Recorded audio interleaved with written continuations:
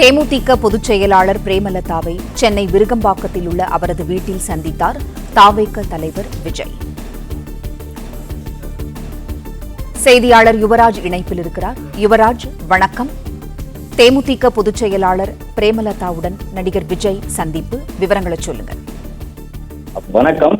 AGS entertainment தயாரிப்பில் இயக்குனர் வெங்கட் பிரபு இயக்கத்தில் நடிகர் விஜய் நடித்துள்ள the greatest of all time திரைப்படம் வருகின்ற செப்டம்பர் மாதம் 5ஆம் தேதி உலகமெங்கும் வெளியாகின்றது.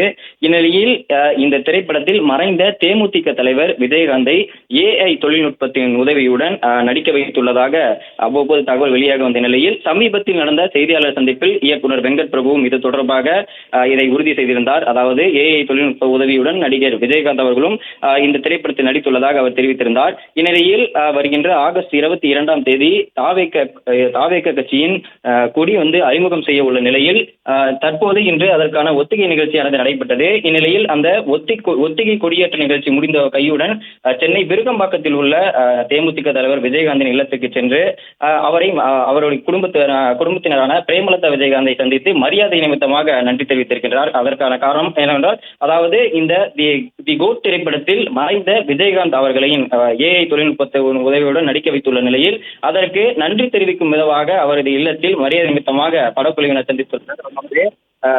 படத்தின் தயாரிப்பாளர் அர்ச்சனா கல்பாத்தி மற்றும் படத்தின் இயக்குனர் வெங்கட் பிரபு மற்றும் நடிகர் தவேக தலைவர் விஜய் மற்றும் பொதுச் செயலாளர் புஷி அணிந்து உள்ளிட்ட அந்த குழுவினர் ஒட்டுமொத்தமாக சென்று பிரேமலதா விஜயகாந்த் மற்றும் அவர்கள் மகன்களை சந்தித்து இதற்கு நன்றி தெரிவிக்கும் விதமாக மரியாதை நிமித்தமாக அவரது இல்லத்தில் சந்தித்துள்ளனர்.